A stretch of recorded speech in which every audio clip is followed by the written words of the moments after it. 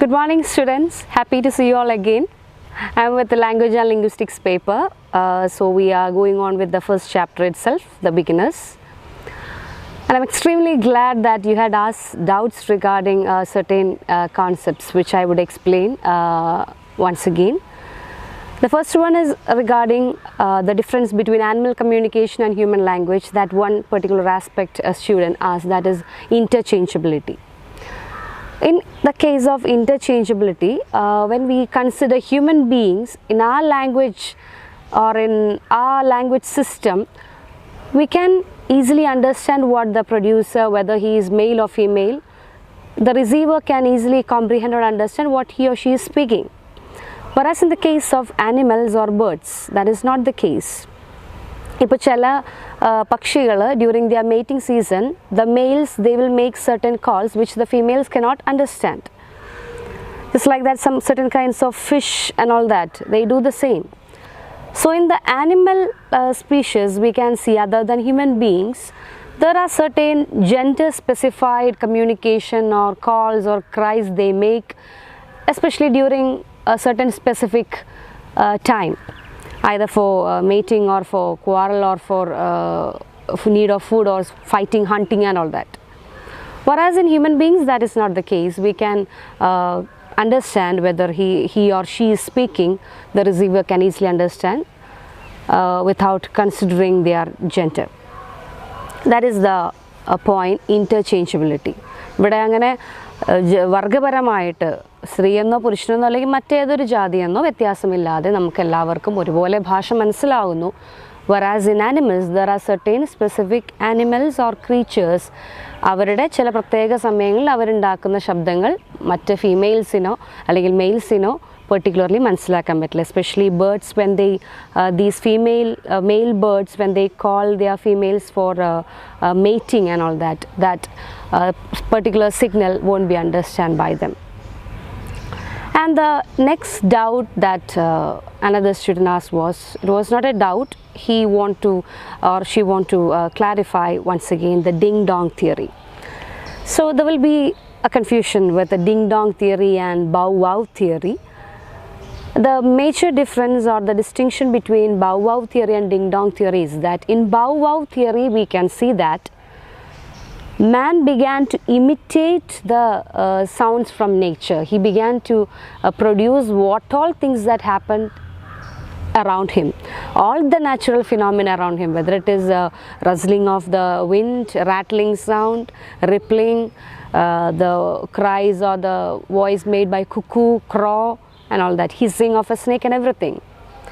So especially the onomatopoeic words that we have got came from these imitation as per that particular theory, and then he uttered further speech sounds or further words. He began to create the speech.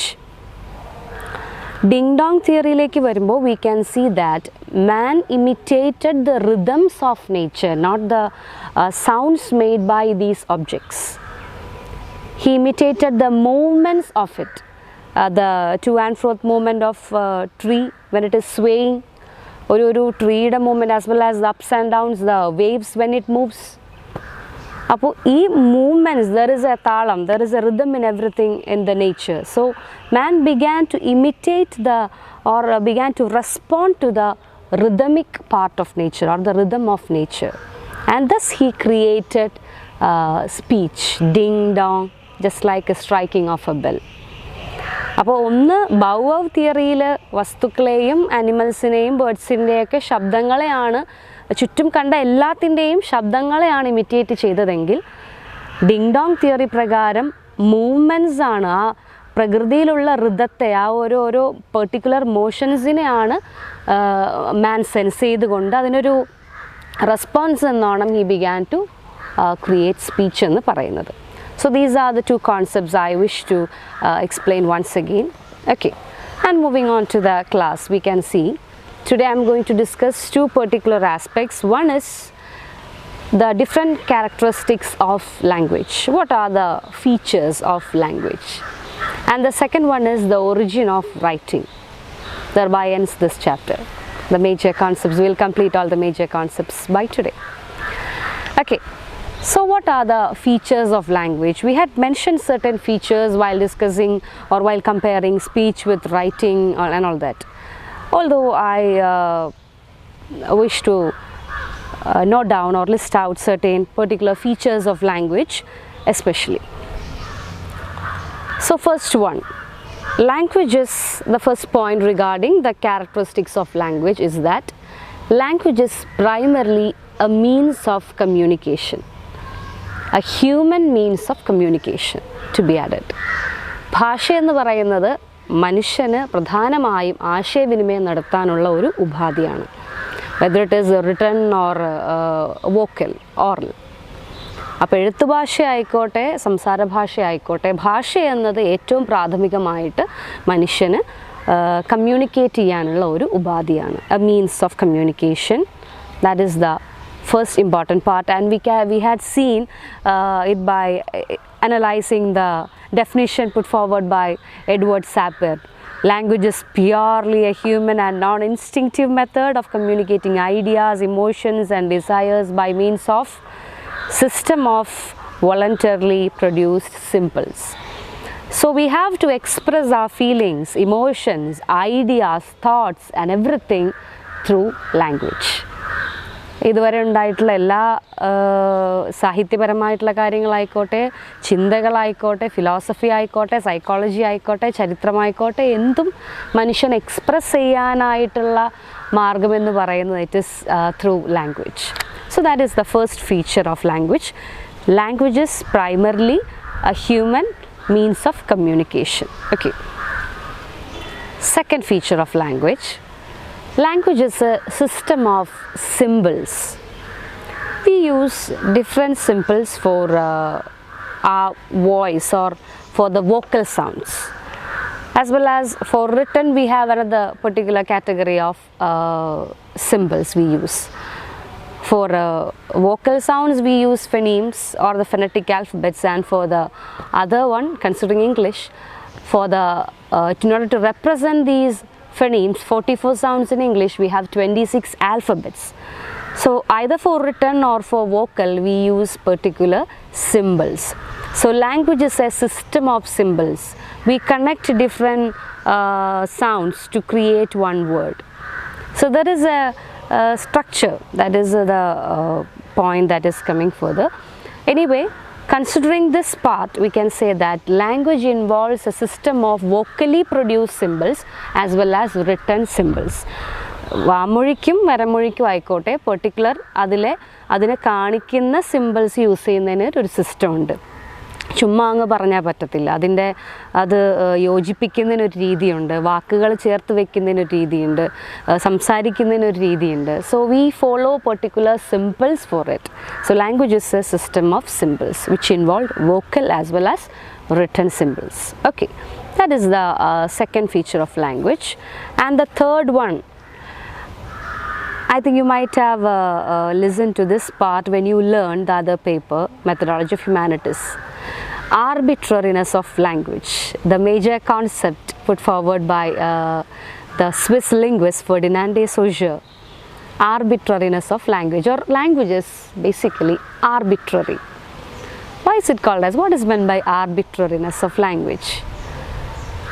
When someone says a word tree, or when you see the picture of a tree, you see an image or you listen to an audio,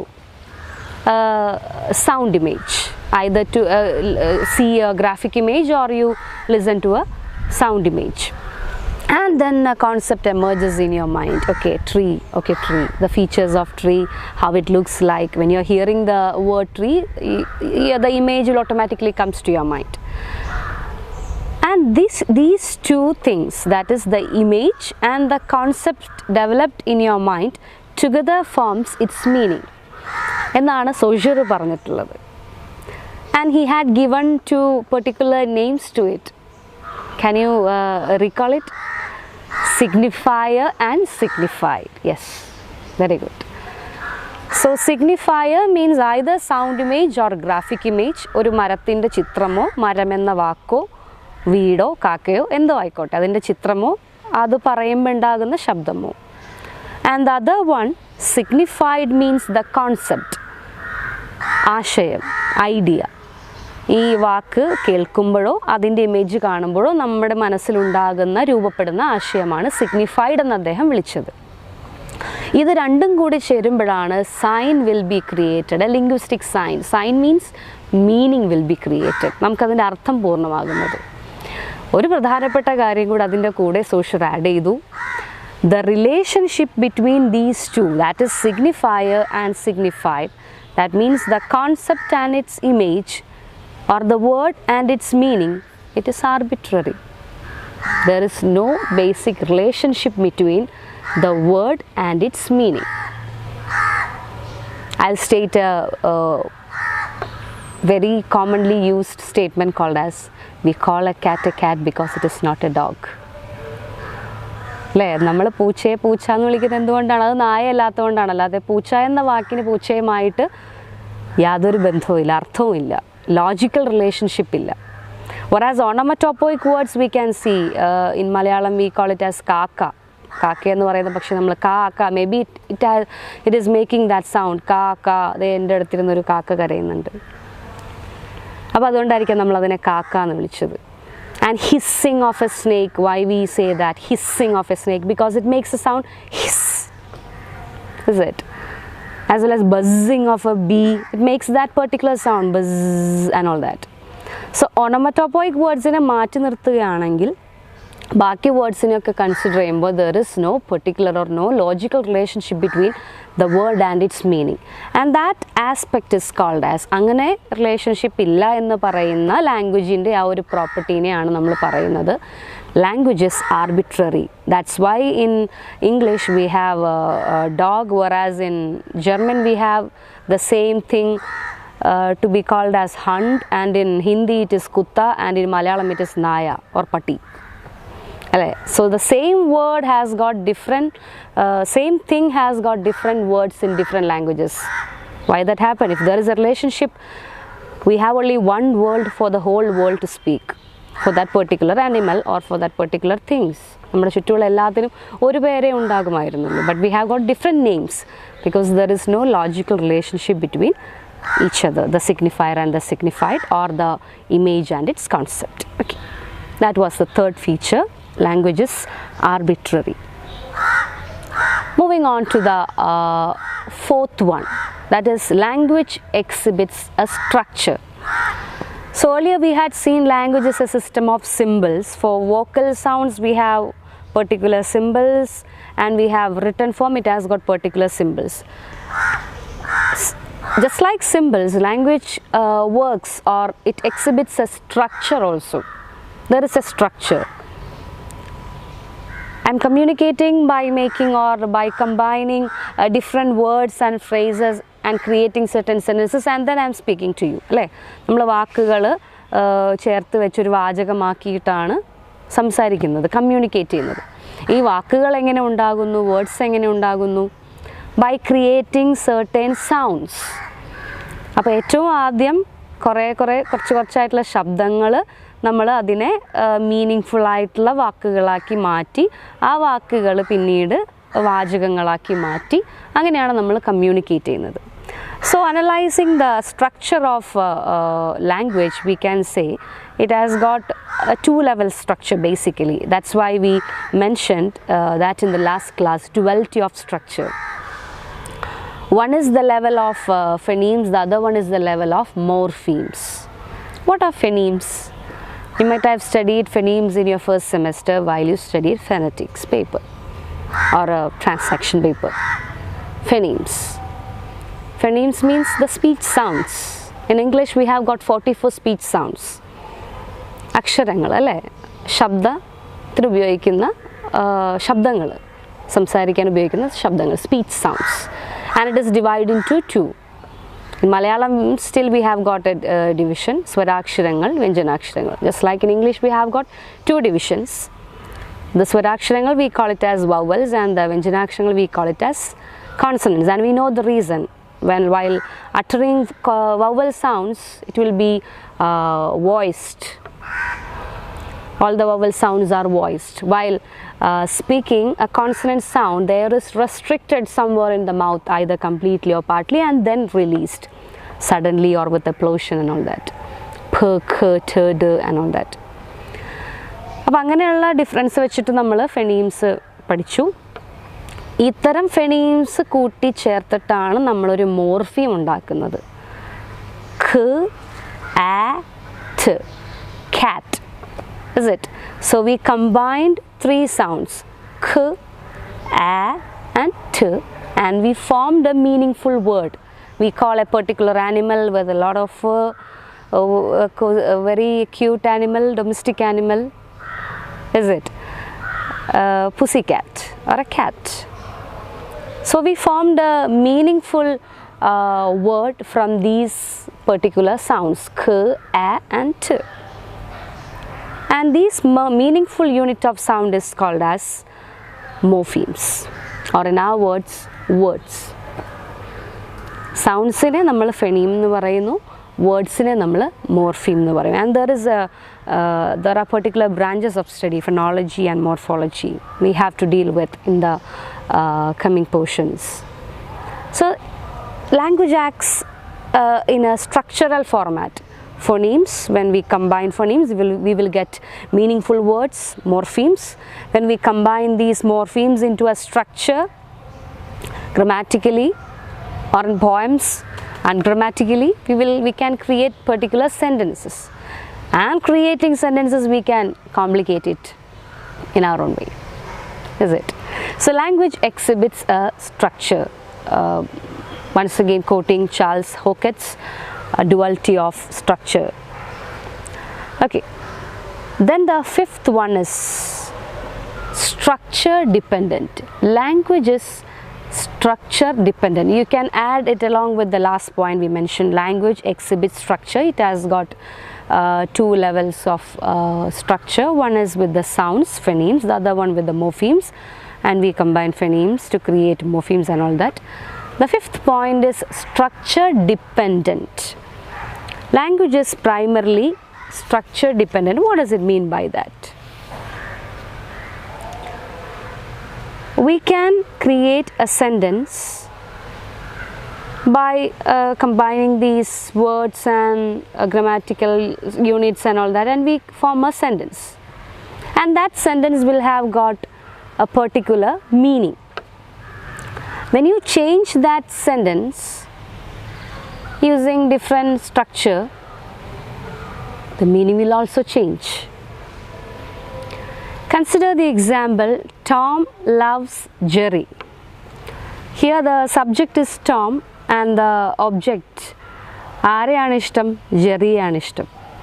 And when you change these words into a different structure, Jerry loves Tom, the subject will be Jerry and Tom will become the object. And the different sentences has got different meaning. ആദ്യത്തേതിൽ ടോമിനാണ് ഇഷ്ടം, രണ്ടാമത്തേതിൽ വായിക്കുമ്പോൾ we'll get the idea that Jerry loves Tom. It is Jerry who loves Tom, not Tom. അപ്പോൾ different same words തന്നെ സ്ട്രക്ചറിൽ change വരുത്തുമ്പോൾ it will gives different meaning. So language is basically dependent upon structure, and it is a special feature of human beings. Human beings are capable of changing these kinds of structures in language or through their language. Sixth one, that is creativity or productivity, or we can say open-ended system. Language is an open-ended system, especially for human beings. Why is it said like that? We mentioned this particular point while discussing animal communication and human language. It is a particular feature of human beings to create as many number of sentences and meanings out of it. Whereas animals, they can communicate a particular meaning or particular thing at a time. Whereas if a human being has got a bunch of words, he can create as many number of sentences out of it. He can make it into complex or compound or complicated sentences out of it. He can change the tone of it. He can change the meaning by including or by creating different tones to it. He can make it into a question or into a statement. So all these are possible for human beings. Creativity and productivity. Language is open-ended for us. And we call these particular aspect of language with a particular name, recursiveness. Hope you could be able to recall it from the last video. Recursiveness of language. എത്ര വേണമെങ്കിലും നമുക്ക് വാചകങ്ങൾ ഉണ്ടാക്കിക്കൊണ്ടേയിരിക്കാം. ഉള്ള വാചകങ്ങൾ നമുക്ക് മാറ്റിയും തിരിച്ചുമൊക്കെ പറഞ്ഞുകൊണ്ടിരിക്കാം. It is open ended, not restricted. Creative ആക്കാം എത്ര വേണമെങ്കിലും. We can produce as many number of sentences. That is a special feature of human beings. Seventh point, that is, language is a system of systems. You're about to see that in the coming chapters. In language study, we can see different levels of or different branches of study considering language, beginning from the basic level, sounds, how language emerged through different sounds, how we speak, we produce certain particular speech sounds, and then the next level, forming meaningful units of sounds which we call as morphemes. And the next level we have syntax, sentences, phrases and clauses, and then sentences. And the another level, semantics, the meanings that we get, science, semiology. So we have got different aspects or levels of language study. Phonology, we have phonetics as well as phonology. Morphology is to study morphemes, grammar. So language is a construction, it is a structure, a large structure which has got several systems in it, subsystems in it, and we have to analyze each structure step by step. So language is a combination of all these things: phonology, morphology, phonemes are the, morphemes are the, syntax, its meaning, and it go on. So language is a system of systems. That was the seventh point. Eighth point, language is culturally transmitted.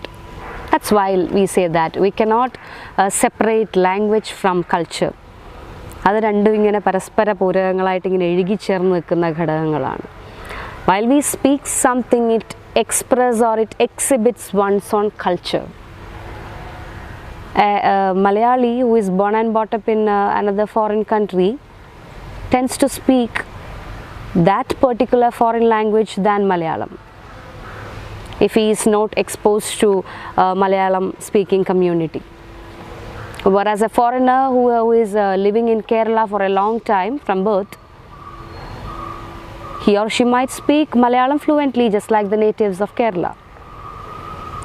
അപ്പോൾ നമ്മൾ എവിടെ ജനിച്ച് വളരുന്നുവോ അവിടുത്തെ ആ ഒരു culture നമ്മുടെ ഭാഷയിൽ പ്രകടമായിരിക്കും. ആ ഭാഷയെ രൂപപ്പെടുത്താനായിട്ട് ആ കൾച്ചർ വളരെ വലിയൊരു പിവറ്റൽ റോൾ, ഒരു സിഗ്നിഫിക്കൻ്റ് ആയിട്ടുള്ളൊരു ഭാഗം വഹിക്കുന്നുണ്ട്. So language it is culturally transmitted, not genetically. It is in the case of animals it is genetic, inborn ആണ് അവർക്ക്. നമ്മളത് ആനിമൽസിനെ കുറിച്ച് കമ്പയർ ചെയ്തപ്പോൾ പറഞ്ഞിട്ടുണ്ടായിരുന്നു. ആനിമൽസിന് ജനിക്കുമ്പോഴേ കിട്ടുന്ന സ്വതസിദ്ധമായിട്ടുള്ളൊരു കഴിവാണ്, നമ്മളത് അക്വയർ ചെയ്തെടുക്കുന്നതാണ്. So it is culturally transmitted. That was the eighth point. Ninth one, language is conventional. Language conventional means it has got set of rules.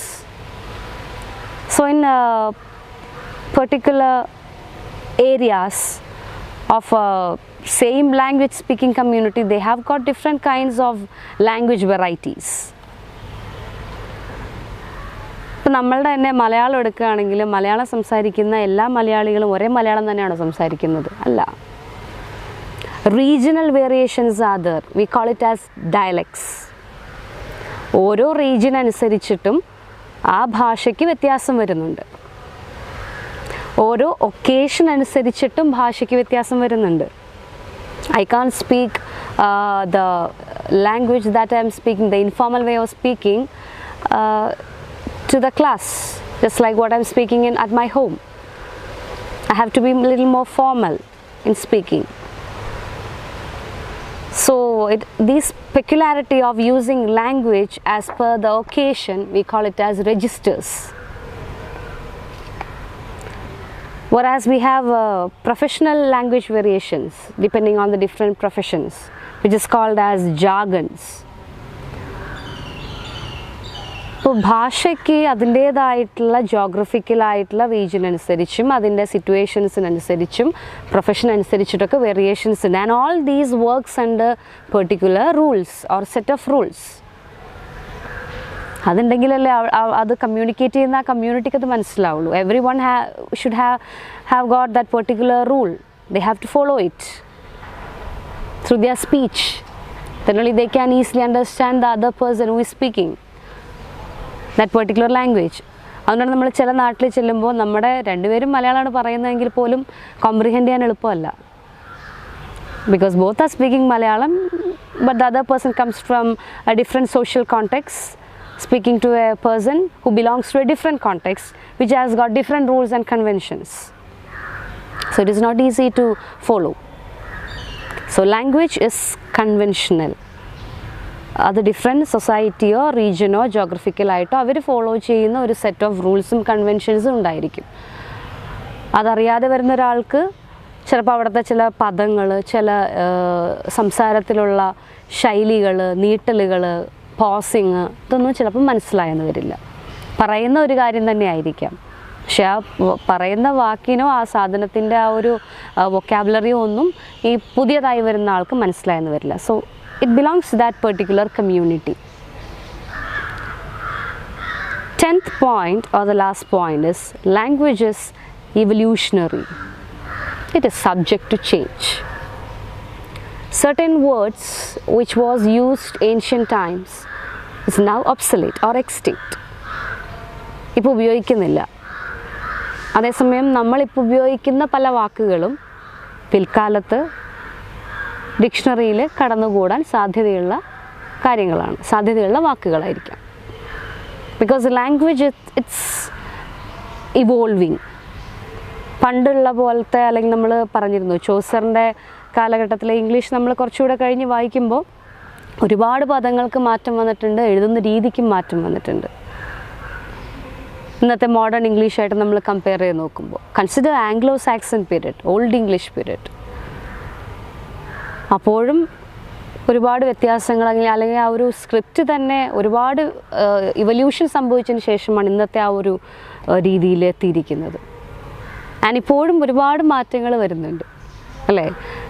Especially in youth we use certain words like chill, bro, സീനാണ് and all that, roasting.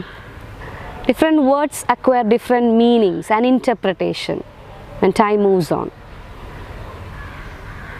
അപ്പോൾ ഇത്തരത്തിലുള്ള മാറ്റങ്ങളെ രണ്ട് കൈ നീട്ടി സ്വീകരിക്കുന്നതാണ് ഭാഷ എന്ന് പറയുന്നത്. ഇറ്റ് ഇസ് എവല്യൂഷണറി, പരിണാമം സംഭവിച്ചുകൊണ്ടേയിരിക്കും, subject to change. So these are the 10 major features or characteristics of language. I'll go through it once again.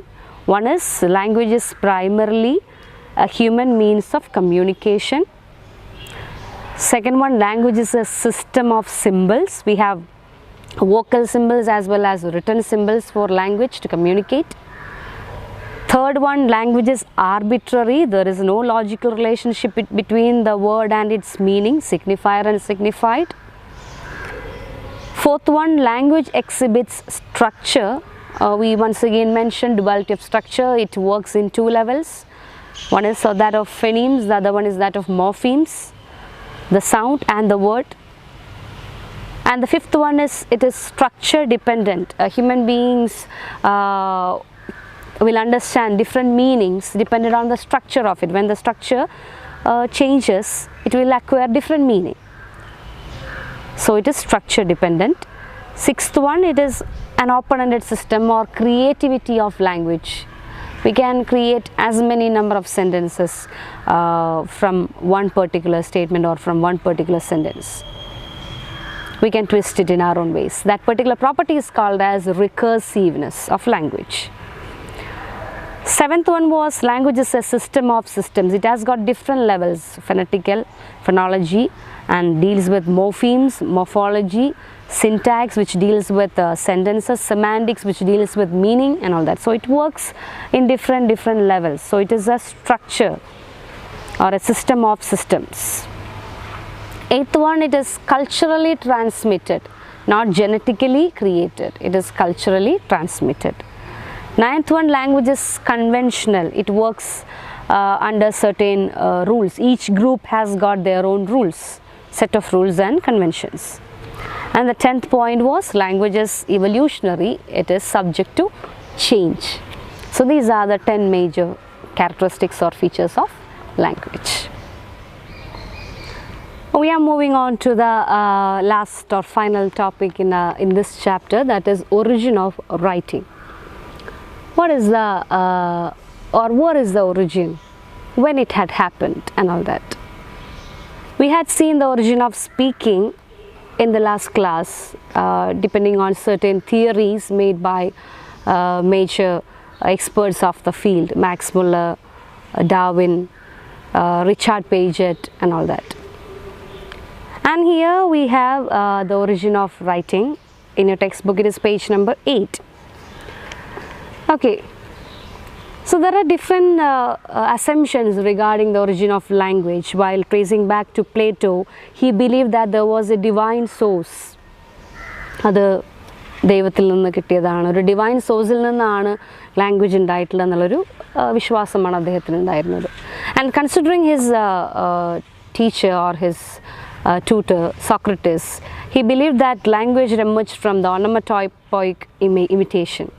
ഈ പറയുന്ന ചുറ്റുമുള്ള പല ശബ്ദങ്ങളെയൊക്കെ ഇമിറ്റേറ്റ് ചെയ്ത് അതിന്ന് ഉണ്ടായിട്ടുള്ളതാണ് ഭാഷ എന്നായിരുന്നു അദ്ദേഹം വിശ്വസിച്ചിരുന്നത്, Socrates വിശ്വസിച്ചിരുന്നത്.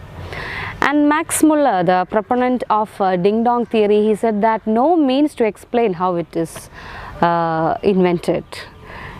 We couldn't solve that problem. എങ്ങനെയാണ് തുടങ്ങിയെന്നുള്ളതിൻ്റെ ഒരുത്തരായിട്ട് നമുക്ക് കണ്ടെത്താനായിട്ട് എളുപ്പമല്ല എന്നാണ് അദ്ദേഹം പറഞ്ഞത്, മാക്സ് മുള്ളർ.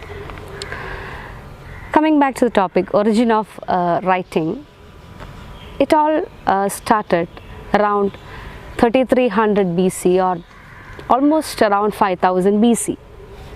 അതിനിടയിലുള്ളൊരു കാലഘട്ടം, 3000-5000 BC വർഷങ്ങൾക്കിടയിലുള്ളൊരു കാലഘട്ടത്തിൽ നമ്മുടെ ഏറ്റവും പുരാതനമായിട്ടുള്ള civilisation, that is Mesopotamian civilisation. And we have Sumerians there who belong to the Mesopotamian civilization, which has got the really wonderful city-like existence at that time. They had got very structured form of lifestyle, possessing a lot of properties. When man began to settle their life, they constructed well-built, well-organized cities. And since it emerged into a really big city or civilized form, they have temples or they have faiths or beliefs and all that. Just like temples, they had properties, they had great wealth. അപ്പോൾ ഈ വരുന്ന സാധനങ്ങൾ, agriculture ആയിക്കോട്ടെ, മറ്റുള്ള crops ആയിക്കോട്ടെ, ഏതൊരു തരത്തിലുള്ള വെൽത്തിനെയും when it flooded into their country, they have to create accounts of it. ഇപ്പോൾ ഒരു ടെമ്പിൾ എടുക്കുകയാണെങ്കിൽ, the temple was the greatest warehouse at that time, which was flooded with donation and all the repositories of the time. So the priest or the supervisor or the person who is in charge, he has to note it down. ഇവിടെ എന്തൊക്കെ സാധനങ്ങളുണ്ട്, എന്തൊക്കെ സാധനങ്ങൾ വന്നിട്ടുണ്ട്, എന്തൊക്കെ സാധനങ്ങൾ കുറവുണ്ട് എന്നൊക്കെയുള്ള ഒരു അക്കൗണ്ട് കീപ്പിംഗ് വേണം. So the first writing emerged in 3300 BC around in the Sumerian civilization, or you can broadly speaking in the Mesopotamian civilization, and it started with accounting.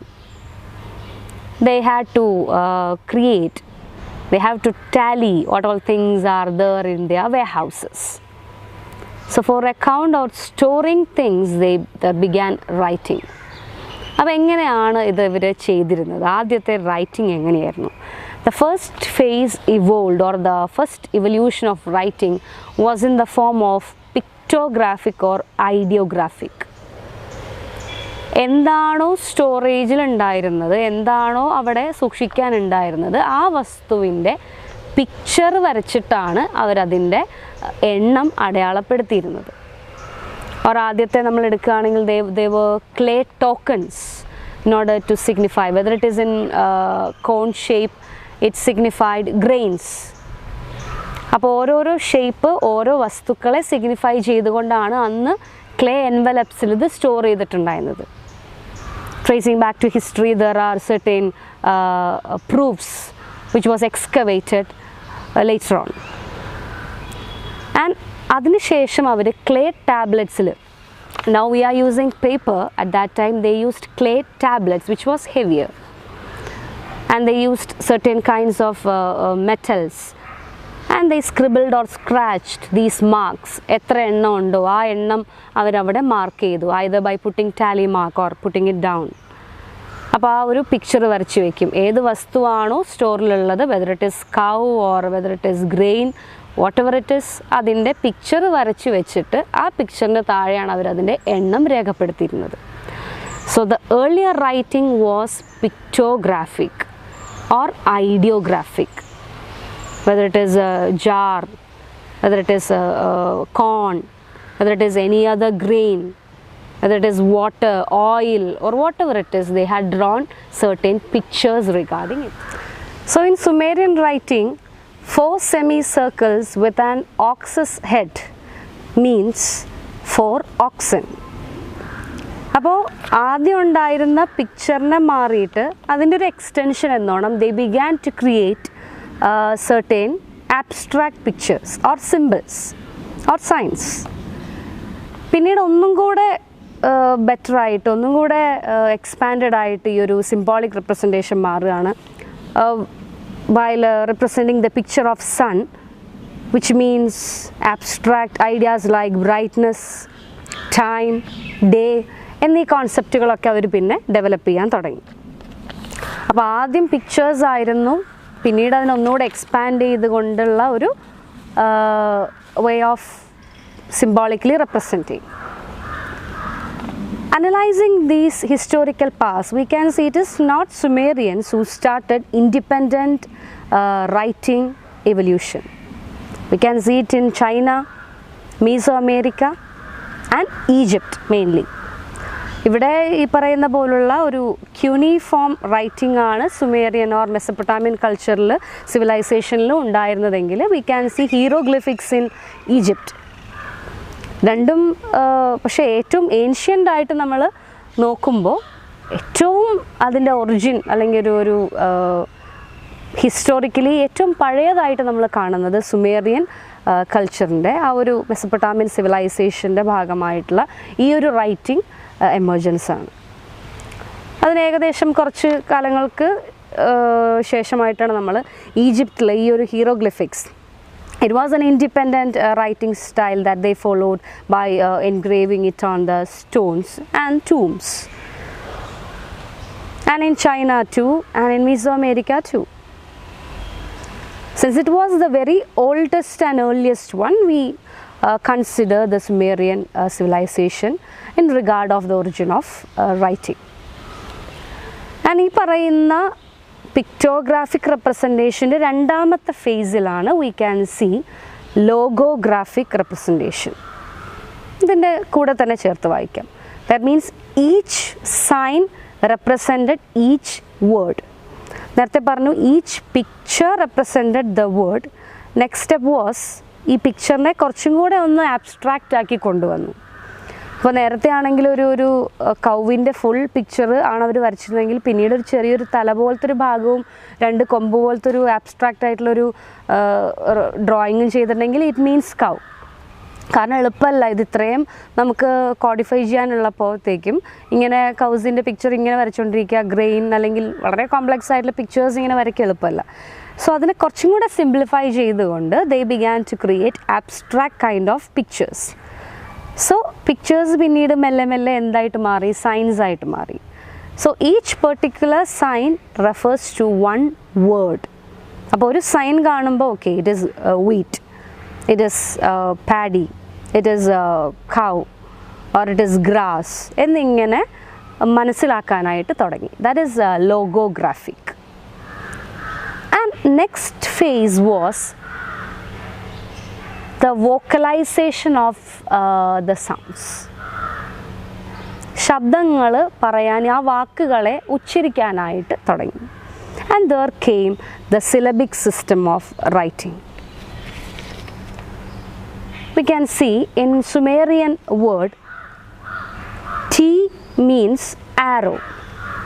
Sumerian വാക്കായിട്ടുള്ള ടി എന്നുള്ള ആ ഒരു വാക്ക് ആരോ എന്നതിൻ്റെയും ലൈഫ് എന്ന വാക്കിൻ്റെയും അർത്ഥമാണ് തരുന്നത്. So whenever these T was used along with other words as a syllable, they began to draw the picture of arrow. ഇങ്ങനെയുള്ള science കൊണ്ട് ഇത്തരം സിലബിക്കായിട്ടുള്ള കുറച്ചും കൂടെ ഡീറ്റെയിൽസ് വന്നു തുടങ്ങി. നേരത്തെ ഒരു വേർഡിനെയാണ് ഒരു സൈൻ കൊണ്ട് കാണിച്ചിരുന്നെങ്കിൽ പിന്നീട് സിലബിൾസിനെ കാണിക്കാൻ തുടങ്ങി. അപ്പോൾ ഏതാണ്ട് ആൽഫബറ്റ്സിനൊക്കെ ഒരു തുടക്കം എന്നൊക്കെ വേണമെങ്കിൽ പറയാം, പക്ഷെ അത്രയൊന്നും എത്തിയിട്ടുണ്ടായിരുന്നില്ല. That way of writing was called as cuneiform writing. And cuneiform writing was an advancement in the earlier stage of writing or alphabets. പക്ഷേ ആൽഫബറ്റ്സിൻ്റെ ഏറ്റവും ബേസിക് ആയിട്ടുള്ള ഒരു ഒറിജിൻ നമ്മൾ കാണുന്നത് അതേസമയം ഈജിപ്ഷ്യൻ സിവിലൈസേഷനിലാണ്, ഏൻഷ്യൻ ഈജിപ്ഷ്യൻ റൈറ്റിങ്ങിലാണ് നമ്മൾ ഈ പറയുന്ന ആൽഫബറ്റ്സിൻ്റെ സിംബോളിക് ആയിട്ടുള്ള റെപ്രസെൻറ്റേഷൻസ് ആദ്യം കണ്ടു തുടങ്ങുന്നത്. And their specialty was that they represented symbols for phonemes. But the problem was they omitted vowels. And there is an example in your textbook. Par was the word for house, which was indicated by only consonants. So they omitted the vowels. So it will be pronounced as par, per, upper, upper. കാരണം അവിടെ vowels കാണിച്ചിട്ടില്ല, പക്ഷെ അവർ വായിക്കുന്നത് അതിനെ ആ ഒരു അർത്ഥത്തിലാണ്, par which means house. whereas അതിനെ വേറെ ആളുകൾ വായിക്കുകയാണെങ്കിൽ it won't be pronounced as what they were using, because they don't indicated that vowel sound in it. And this papyrus or paper scripts began to develop. These scripts were taken to the West Semitic area, where we can see Phoenician, Arabs, Akkadians and all that, Arameans and all that. അപ്പോൾ ഈ west Semitic പീപ്പിളുടെ കയ്യിലേക്ക് ഈ paper scripts or paper rolls വഴി അവരെന്ത് ചെയ്തു, മെല്ലെ ഈജിപ്ഷ്യൻസിൻ്റെ ഈ സിമ്പിൾസ് ഓർ ഫെനീംസിനെ കാണിക്കുന്ന സിമ്പിൾസ് കൊണ്ടുപോവുകയും there were 24 sounds, 24 consonants. അവിടെ നിന്നും പിന്നീട് ഗ്രീക്സിലേക്ക് ഓർ ഗ്രീക്കുകാർ സെമിറ്റിക് പീപ്പിളുടെ കയ്യിൽ നിന്നും എടുക്കുകയും ഈ ആൽഫബറ്റ്സ് ഈജിപ്ഷ്യൻ, അതിൻ്റെ റൂട്ട് കിടക്കുന്നത് ഈജിപ്തിലാണ്, അതെടുക്കുകയും അതിന് വൗവൽസിൻ്റെ ഒരു കോൺട്രിബ്യൂഷനും കൂടെ കൊടുത്തു കഴിഞ്ഞപ്പോഴത്തേക്കും we got the present day alphabets. So just thinking about the root which it came, നമ്മൾ ആദ്യം പിക്ടോഗ്രാഫിക് റെപ്രസെൻറ്റേഷൻ കാണുന്നത് സുമേറിയൻസിലാണ്. So in the Sumerian word, when T means arrow or life, they began to represent it using the symbol of arrow, and there began the syllabic symbolic representation of writing. പിന്നെ അതിനുശേഷം നമ്മൾ നോക്കുമ്പോൾ Sumerian writing was a kind of mixture of ideograms is there, pictographic representation is there or ideograms, word symbols are there, logographic, and we have syllable symbols too. ഇതിൽ നിന്നാണ് പിന്നീട് നമ്മൾ അതിൻ്റെ ഏറ്റവും അഡ്വാൻസ്ഡ് ആയിട്ടുള്ള, അന്നത്തെ കാലത്ത് അഡ്വാൻസ്ഡ് ആയിട്ടുള്ള ക്യൂണിഫോം സിസ്റ്റം കാണുന്നത്. So the cuneiform writing was an advancement in the writing technology at that time. അതേ ഏകദേശം ആ ഒരു ടൈമിൽ തന്നെ ഡെവലപ്ഡായി വന്നുകൊണ്ടിരിക്കുന്ന ഏൻഷ്യൻ ഈജിപ്ഷ്യൻ റൈറ്റിംഗ് ആണ് നമ്മുടെ ആൽഫബറ്റ്സുകളുടെ തുടക്കത്തിന് ഒരു പ്രധാന പങ്ക് വഹിക്കുന്നത്. In Egyptian writing we can see they use the syllabic system of writing. നമ്മൾ Sumerians we can see ideographic or pictographic representation. Here Egyptians they followed syllabic system of writing. So the syllabic system they have got ka, ba, tu, sa and all these kinds of sounds or symbols where they combined it to form certain words. So ഈ സിമ്പിൾസിന് ഒരു ചെറിയൊരു പ്രശ്നം ഉണ്ടായിരുന്നു, ഒരേ ഒരു drawback ഉണ്ടായിരുന്നത് they used vowels but they doesn't indicated it. അവരത് ആ ഒരു റൈറ്റിങ്ങിൽ കാണിച്ചിരുന്നില്ല. So an example which is given in your textbook, par which means house, they omitted the word a. So it can be pronounced as per, epper or upper or upper because the vowel sound is missing there and all the consonants are there. So the 24 consonants symbolically represented was present in the Egyptian writing, Egyptian syllabic writing or the alphabets which they formed. The West Semitic people, which comprised of Arabs, Akkadians, Phoenicians and all that, they took this 24 consonants or the symbols representing the consonants from Egyptians. And അവിടെയും നിന്നില്ല, അവിടെ നിന്നും പിന്നെ യാത്ര തുടർന്നു. And ഇന്നത്തെ ആൽഫബറ്റ്സിൻ്റെ ആ ഒരു രൂപം നമുക്ക് തരുന്നത് it was Greeks who had given the life to vowels in alphabetic form, and they had given the present or the alphabetic system in a quite convenient way. This is the basic journey of writing. It started with pictographic or ideographic way. It began to phonetization or vocalization of sounds came, logographic representation, syllabic representation and then alphabets. And now we have different symbols for different sounds. This is the origin of writing. So the major two topics we discussed today was the different features or characteristics of language and the origin of writing, which started from Sumerian and entered in Greeks. Thank you all.